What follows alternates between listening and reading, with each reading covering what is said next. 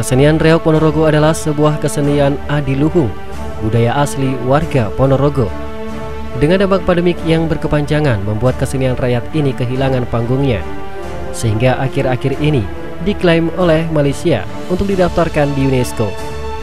Kini saatnya Warok Reog Ponorogo menggugat dunia atas kebijakan tersebut. Pemerintah Kabupaten Ponorogo menyatakan kekecewaannya terhadap sikap Menteri Pendidikan, Kebudayaan, Riset dan Teknologi Nadiem Makarim yang tak mengusulkan reog Ponorogo sebagai wisata budaya tak benda. Dampaknya saat ini Malaysia mengusulkan kesenian asal bumi reog itu ke UNESCO sebagai budayanya.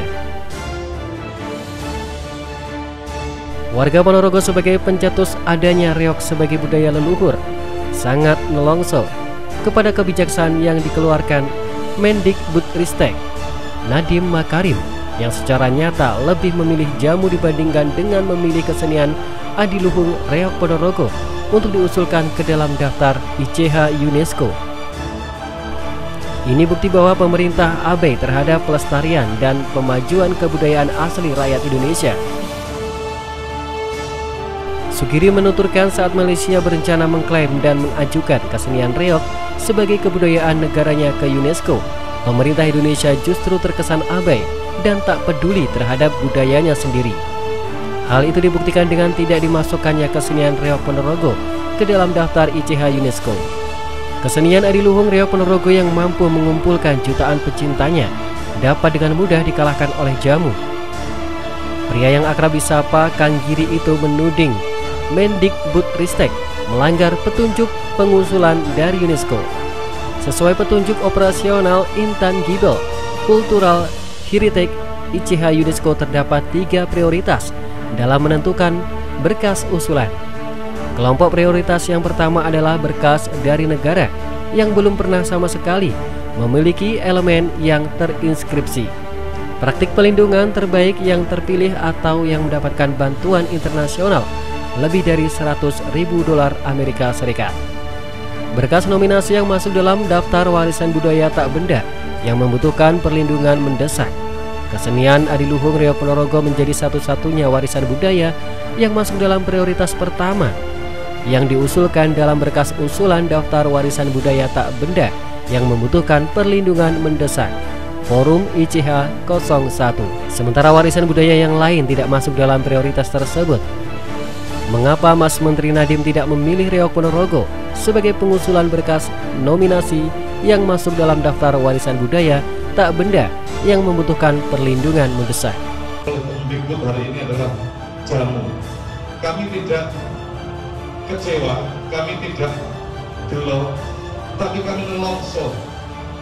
Reog yang memang usulan dari rakyat kecil yang memang membahana, membumi sejak kami belum lahir ada, dikalahkan oleh korporasi jamu. Saya tidak sedang memandang jamu itu tidak baik, tidak. Jamu luar biasa baik, jamu top top. Akan tapi di situasi pandemi begini, reog kami terancam punah karena kami tidak bisa mampu, kami tidak bisa main. Dan turunan dari reog adalah berbagai ekonomi. Ada pengrajin, ada seniman, ada bakul-bakul PKL yang ketika reog manggung, mereka bergantung kehidupan di sana. Dan yang pertama, yang kedua, ketika dunia sedang menghantam kita bahwa reog, menurut Pak Menteri PMK, Bapak Profesor Muhajir Effendi, bahwa Malaysia juga ingin mengusulkan reog yang kita cintai menjadi budaya khas Malaysia untuk diusulkan di UNESCO.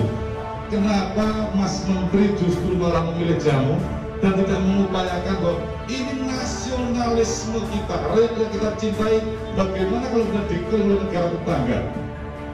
Ini yang penting untuk kita dorong sehingga kami mendesak, masyarakat mendesak, kami menerima WA, menerima telepon dari ribuan orang yang ada di Ponorogo, di Jawa Timur, di Indonesia, bahkan di internasional, mendesak kami untuk bersikap.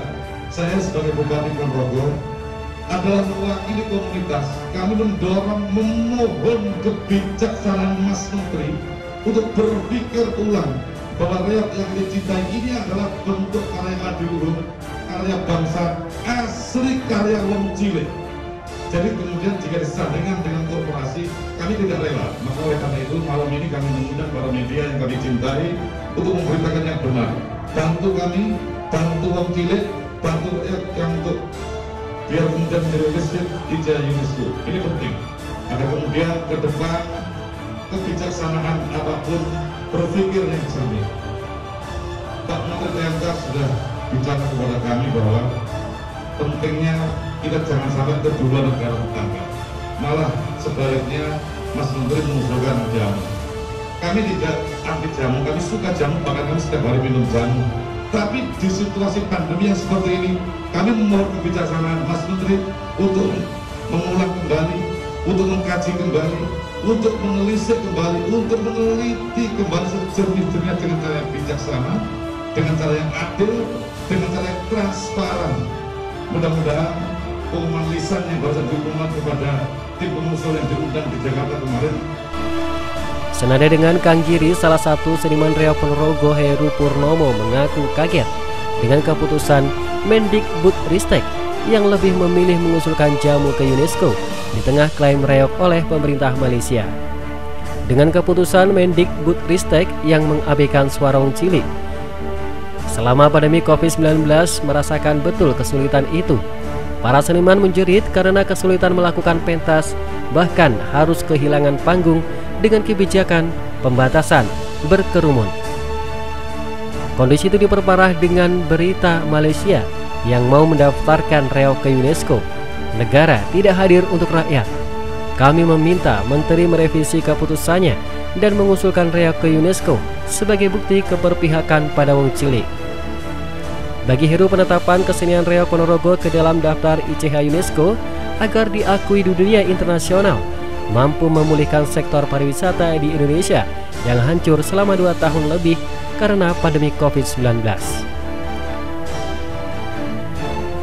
Dari Ponorogo, Jawa Timur, Arizal Aditya, SRTV.